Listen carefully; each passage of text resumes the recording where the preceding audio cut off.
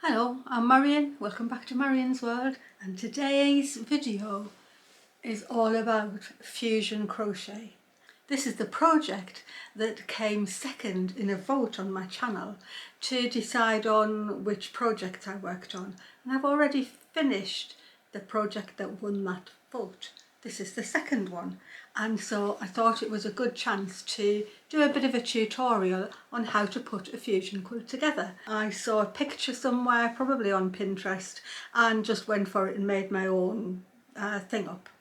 So what I'm using is, I am using a thrifted duvet cover as the backing for all of my squares. I am using scraps of Warm and Natural, which is quite thin, and it's just left over from another quilt. And for my squares, I've cut 6-inch squares out, and I'm going to finish those blocks at 5.5 inches because my seam allowance is just 1/4 inch all round. So my 6-inch squares, I've cut out backing squares from the duvet cover. I've got plenty of them already cut out, and then it was originally a way of me using up my scraps.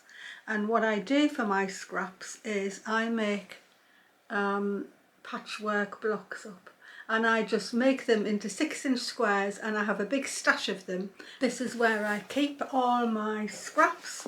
I cut them into 6-inch squares because they fit into this box. No other reason, it was just convenient for me to do so. And I think there is actually a tutorial on my channel somewhere of how I actually put these blocks together, and I'll link it into this description for this one. Because I thought this was too busy to have every square like that, I alternate them with 6-inch squares of just pretty fabric. And so I have them all cut out ready, just different pretty fabric that are in my stash. And these are mainly all quilting cottons because I used to make a lot of quilts. I'm going to show you how I'm putting the blocks together and how to decide how many stitches to put on your crochet, and then I'll show you the pattern I'm using to crochet them together, which is just what I made up as I went, but it works. So for once you'll be seeing me use the machine instead of hand sewing, because I am going to use the machine. I'm going to show you on just 2 normal pieces of fabric, not one of my scrappy bits, just so you can clearly see what I'm doing. And so right sides together, I'm just going to take a 1/4 inch seam all the way around, and I'm going to leave a decent gap in the middle of one side, and I'm only going to measure it by my presser foot, which is what I've done in the past, except it wouldn't have been this machine, but I'm sure it's going to work just the same. I've got a beige thread in my needle and a beige thread in the bobbin, and that'll just go with any colours that I choose to do. And I've just got my stitch on a medium straight stitch and needle down at the corner, and I'm just going to whiz right round. The machine will be getting a little workout. I haven't used it for a while, although I do have some clothes to do, I just haven't got round to them yet.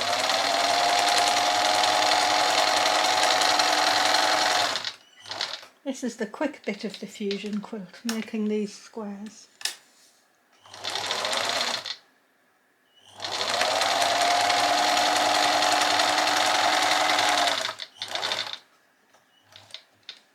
Just handball it round as I get to the next turning, and then I'm just going to, this is my last piece, I want that to be open, so I'll just come a little way in. It just means that you get good corners, and I'll backspace the stitching. I shall pull off,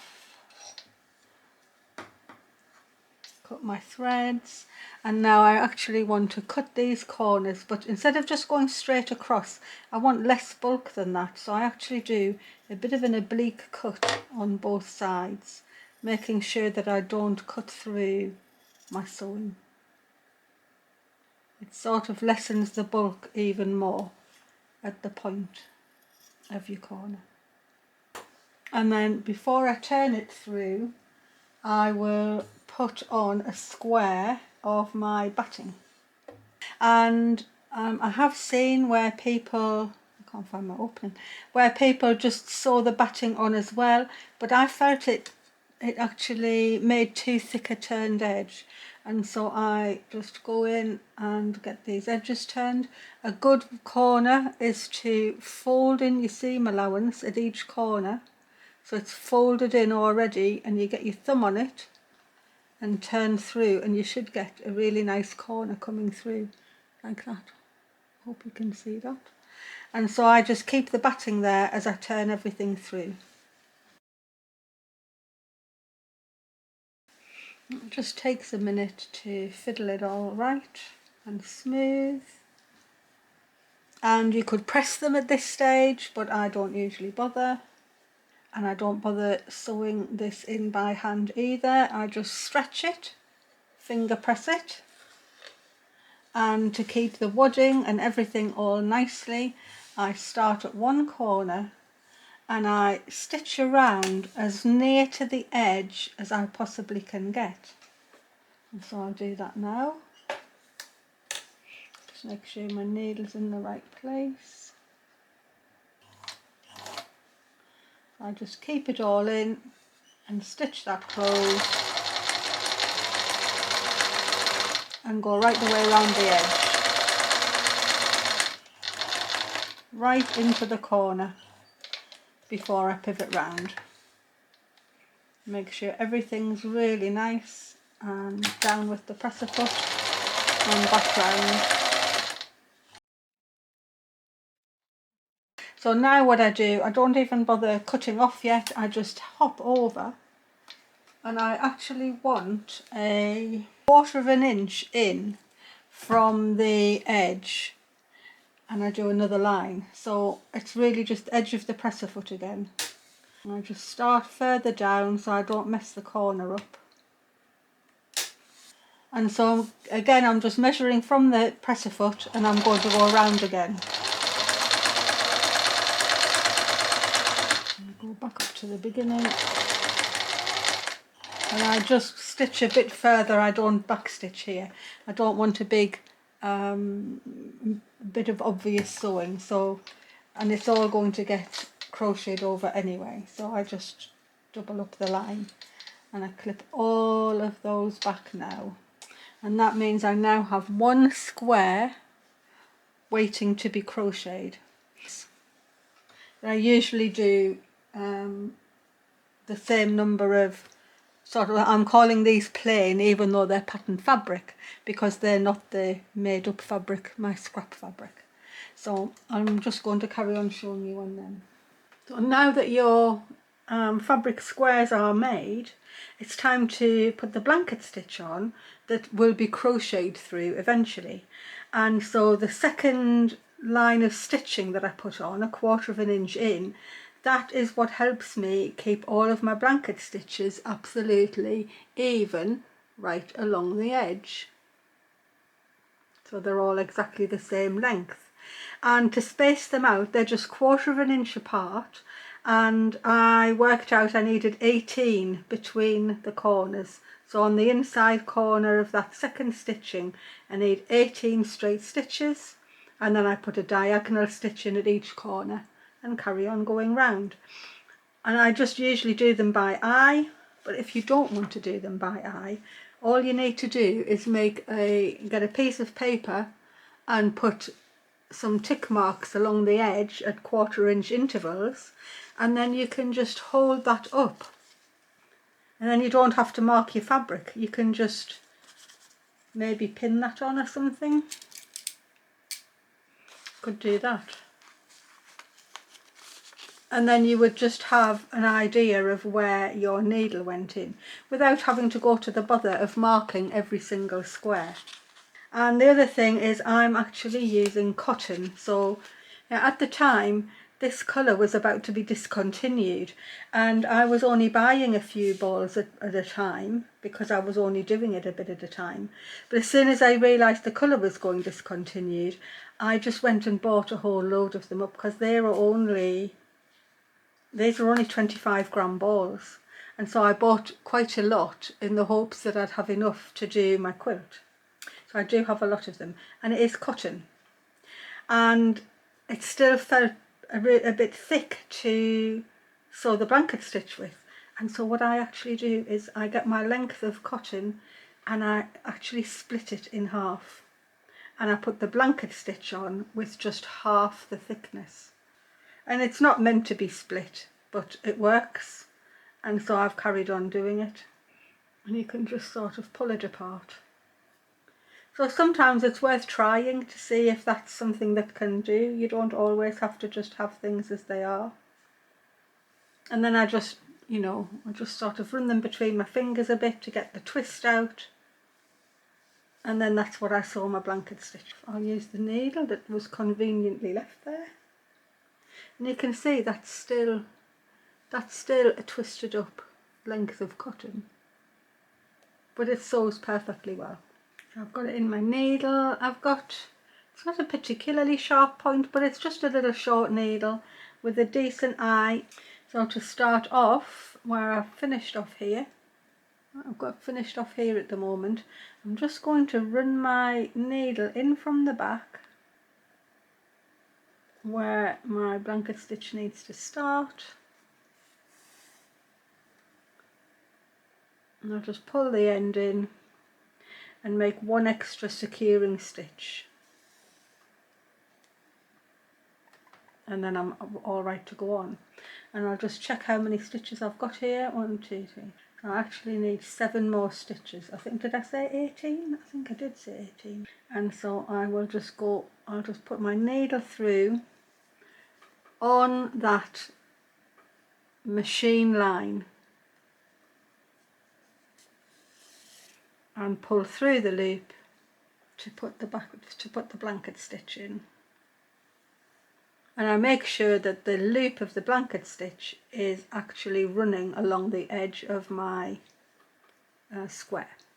So through from the front to the back, looping around the needle, pulling through, and attempting to end up with 18 stitches when I get to the corner. You sort of loop around your hand and in for the next one. And this quilt was being done quite regularly, and it's the sort of thing I take when I've been going to see Naomi and I need something to do on the plane. Then this is easy because crochet hooks are allowed, and there was a time I think when knitting needles weren't. So number 18 is going exactly in the corner of the machine sewn line, like that. And then to get round the corner, I go back into the same stitch and put a diagonal on. And I let that stitch lie right up the corner, nice and neatly.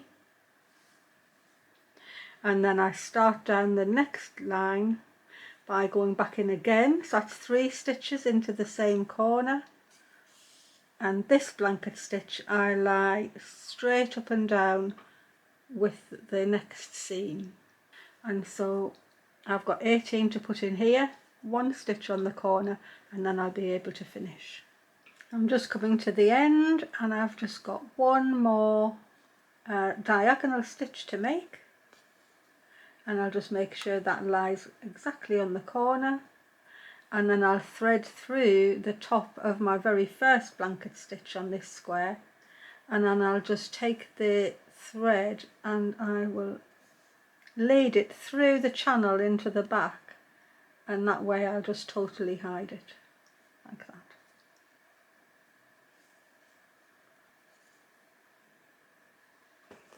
And give it a snip. So that's ready for the crochet. So the next thing to do is to get the squares to this stage, which is when they can start and be added to the quilt. So I'm going to show you how I get to that stage, and I use a 2.5 millimeter crochet hook. And because I haven't worked on this so long, I was very pleased to find I'd given myself a note So the note was in the bag, 2.5 mils. So that's this one. Actually this, I know people are going to say, oh, that we'll have a tutorial of that. It actually, although I love it, it doesn't work very well because the hooks poke through the crochet. But I liked it because I put an ammonite on. So I've got a feeling I'm going to do a new crochet hook carrying case. And I might be out of my scraps, I'm not sure. Anyway, I've got my 2.5mm crochet hook. It's just a clover one. I like the way they feel in my hand. So I usually just start near to a corner, but not on a corner. And the whole point of putting the blanket stitch in is if you can put your hook through the loop of the blanket stitch to attach your crochet. I'm not going to start with a slip knot. I'm just going to loop over, and you can see even though I'm left-handed, I crochet right-handed usually. That's because nobody knew how to make me crochet left-handed when I was little. I put my hook through and pull a loop. And then I'll put the yarn around my hook again and pull another loop, and that'll be my starting chain, just 2 little chains. I've got my end of my cotton here, and I'm going to crochet over that. I don't want to have to be bothered with putting tails in. I always either knit over or crochet over my tails.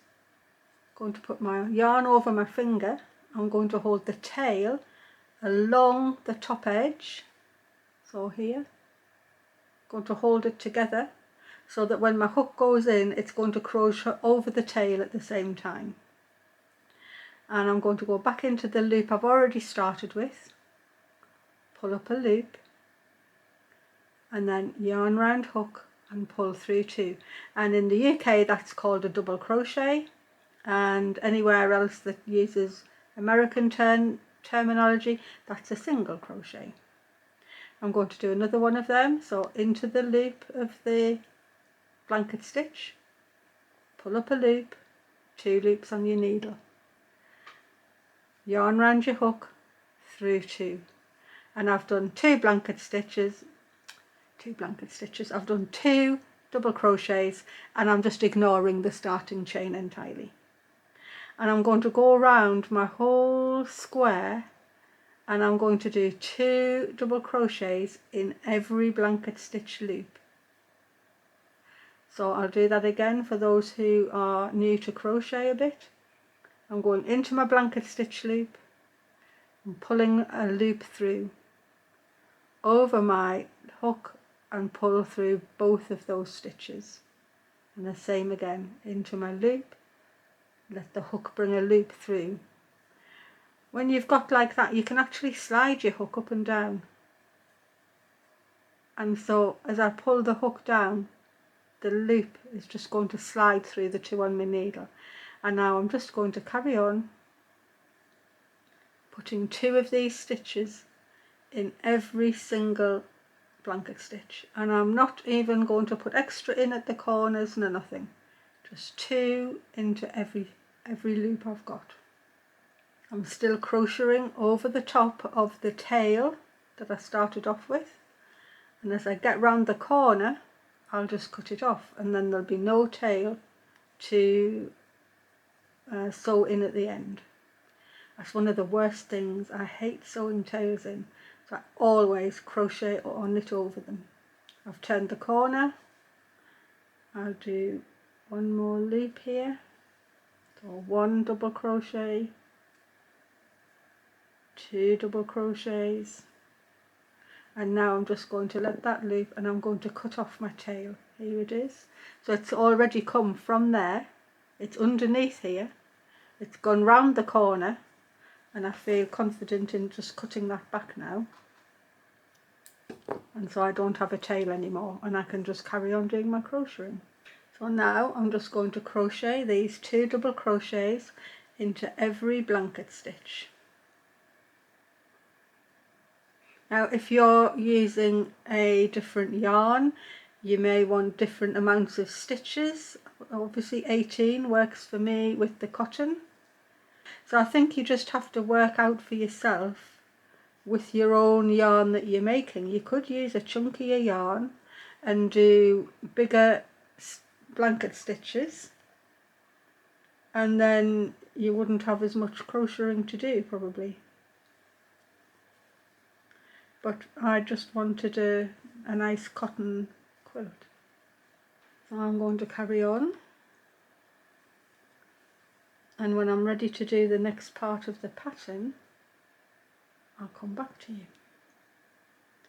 And I'm videoing these quite a way ahead because of going to Scotland, and so I will be taking the coat to Scotland, and I hopefully will have been doing some embroidery on it, but obviously I'm still at home at the moment, so I don't know how much of the embroidery I'll have been doing. As long as it gets started, I'll be pleased though. Right, well, you can see how far I've got so far. It's like I'm more than halfway around already. I'm almost back to the beginning. I've got my last 2 stitches to put in here, and then I will slip stitch together, and I'm just going to slip stitch into that first chain that I had, and I'm going to pull the hook through and pull it through everything. Now I realised since I've got there that I started in the wrong place for my pattern, so I should have started on the 4th little bar, and I started one further back. So I'm just going to slip along to there and pretend that I started in the right place. So I'm just going to slip along by putting my hook through and bringing it right through each time, so I can just get to the place that I should have been at. That's just because I'm rusty really. So there I am ready to start. And the reason that I'm starting there is because I think I just made this up as I went along. So what I've done is I have got my trebles on each other little space between the blanket stitch. So there's 2 trebles on that blanket stitch space, and then there's a space, and then there's 2 trebles, and then there's a space. And as I get to the corner, I have 4 in every one going round the corner, and then a space and 2, a space and 2. So I should really have started where I was on this piece here, but I'd started one further 2 back. So what I'm going to do is I'm going to now make 3 chain to signify my first treble. What is it called in America? A double, but a treble in Britain. And I'm going to yarn around my hook, go into the next chain along, pick up a loop, yarn around my hook, pull through 2, yarn around the hook, pull through 2, and that's my first little block, and they're trebles. So now I am going to do 2 chain, 1, 2, that gets me over the next little block, and then I'm going to put 2 trebles into the next little block. So if you're doing this with wool or any other thickness of thread, then it's sort of, you need to just work out yourself how many you need. You might have something finer and you need 3 trebles in, or you might want to do a granny square type of an edging. I just did this because, I don't know, I thought it was easy. And so this is my one. So I'm doing 2 trebles, miss 2 chain, 2 trebles, miss 2 chain. So I've done the first of the corner 4. So there's 1 space, 2 spaces, 3 spaces, 4 spaces. I need all of them filled with trebles. And the way I'm going to get round there is I'm going to do my first block. And even though I'm not missing a block, I'm going to do the 2 chain space because I need to get round the corner. And I'll do 2 treble into the next 2 space, 2 chains, and then I'm onto the corner. I'll do 3 chains to get myself around the corner, and another 2 trebles into the next 2 stitches, 2 chains between the block, another 2 treble into the next 2 stitches, and I'll show you what that looks like. And there I've got round the corner. You can see that's going to make a nice square corner. So even though these 2 are on the flat, you still need that little space, otherwise the pattern's not going to look right. Or else make your own pattern up. I'm just showing you the one I did. So now I can go 2 chains, miss 2 stitches, so there's 1, 2, 2 trebles, one treble into each of the next 2 stitches, 2 chains. So I'm back to missing a blanket stitch block and 2 trebles into the next block. I'll miss a block, 2 trebles into the next block, and I just go around the whole thing doing that again. Now I could have done them in 3s, that would have been more like a granny crochet, but I didn't. So I can only go with what I did, and this is how I set it up in the first place. So I have to carry on with what I've already been doing. It's not like it's a new project. This is quite an old project. In fact, I can't remember exactly how long ago this was. Quite a long time though.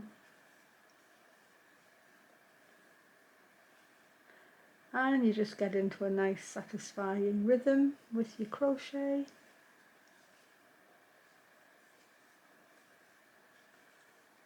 Main thing to remember is, as you come up to your next corner 4 pieces, you still need to put your spaces in. So that's 2 spaces on the first part, but none missed out at the corner. This just helps you get around the corner without making a bother. When you're at the very corner, so that's in line with that diagonal stitch, when your stitch is in line with it, you're going to put 3 stitches in the corner. 1, 2, 3, and then carry on round, and that'll help you keep absolutely square with nothing pulling at the corners. So I still need 2 here, and then back into these 2. I'll show you what that looks like. And there's my corner. So even though those 2 are together at the bottom, I've still given them the space at the top, and then the corner has an extra stitch again. So I'll get right the way around back to the beginning again. I'm back to the beginning, and I've got my 2 chain there, and here's my first block, and I am just going to go into the top of that block and slip stitch to close it off. And that's my first round finished.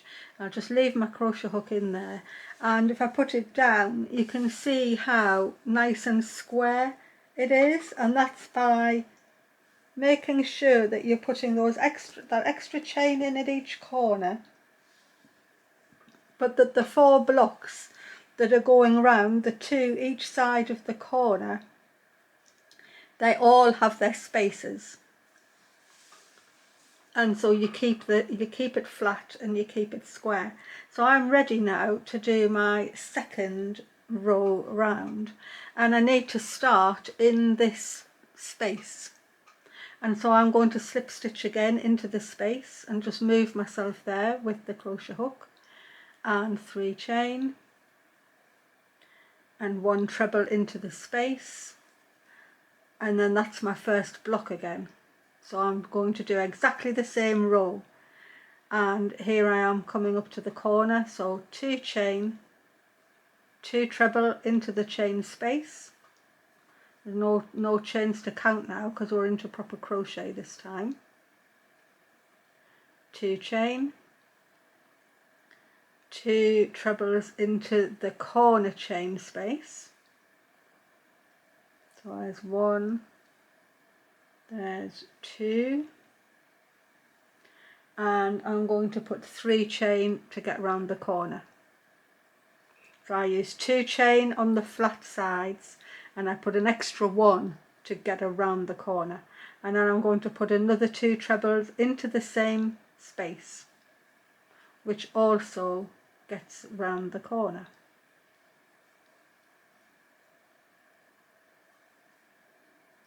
And 2 chain for the next space. So when you look at the corner, if you're having to make your own pattern up to do your own piece of crochet to get around your fusion quilt, or it doesn't matter, anything, you have to then start to think of the reason you're putting that extra little space there, and the reason those 2 sets of trebles go into the one space is because each side is its own thing. And so if I stretch that out, I've got a side there, and all of the trebles and chains and trebles and spaces are going along to there. That's the side. So we need an extra little chain to get round the corner, but then when you turn it onto the other side, I still need that side to come from the same point, and that's why you put the extra pieces into the corner chain space and give it an extra chain. So all I need to do now is go around my whole thing again with my 2 chain spaces, 2 chains, 2 trebles into the space, and it is really quick. 2 chains and 2 trebles. I'll do a treble slowly again for anybody who needs to see it. Around my hook, through the chain space, pick up a loop, around the hook, bring through 2, around the hook, bring through 2. That is a treble. And then do another one, nice and slowly. Ready for my 2 chains. And the 2 chains is just getting over that little block. And then I'm ready for my trebles again.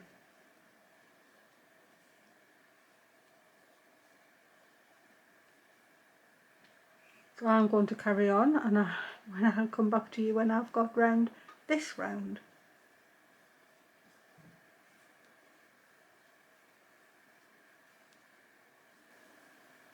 As I come to the end of the second round, I've got my 2 chain, and I'm just going to slip stitch into the top of the 3rd chain that I started the round with. And I slip stitch, whoops, I've just come off my hook. I slip stitch into the 3rd of the starting chain, and that is my round closed. I'll just take my hook out, and you see that it's a really nice square without any corners being pulled, and that is now ready to add to the quilt. So I've just cut that off, and I'm going to thread my end through the loop, and I'm going to pull it tight, and then as I get round to that on the edging, I'll crochet over that, and then I won't have that tail to wind in either. So I can only put one on at the moment because both of these are what I'm calling my plains as opposed to my patchwork ones, and because I'm alternating them, let's see if I can show you, like that. So they're going a plain and a patchwork and a plain and a patchwork, and I've got 2 now that are what I'm calling plains. I'm going to just start this one off and start a new row going down, so I'll be able to put this one on, and then I'll have to wait until I've got a patchwork one to go into that space.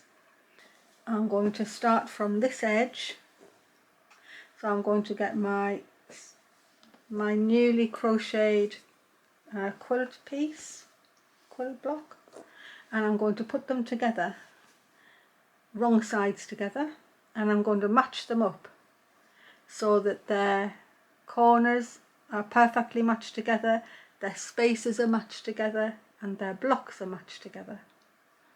They're all matched up. And so now if I take my crochet hook and I go into the corner through both of the blocks, and I pull up my loop, I'm going to just hold that tail just the same way as I did before, and I'll do 2 chain just to get myself up to the height of the crochet, hold my tail and crochet over it at the same time, and I'm going to put 2 double crochets or single crochets if you're in the USA. So there's 1, there's 2, and so I'm crocheting both the blocks together at the moment, but I still need to make the same pattern. So I'm going to do 2 chains to get across the top of the block, and then I'm going to go into both of their spaces, so into this first space on this block and the space on that block, so they're matching up perfectly. And I'm going to do 2 double crochet in there too, so 1, 2.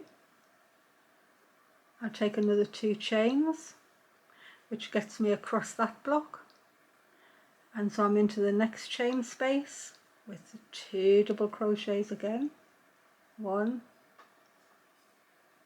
2, 2 chains to get me across the block, 2 double crochets, 1, 2, and now that little tail is virtually being hidden. Just pull my chain so it doesn't run. Can you see there's my starting thread? I can just snip that. There's another tail I don't have to sew in, and I'm going to carry on right across both of these, 2 chains, 2 double crochets. You could join them with trebles. I suppose you could join them with slip stitches, but slip stitches are not that easy a one to get into a rhythm with, I feel, whereas double crochet and trebles are. There's a good rhythm to them.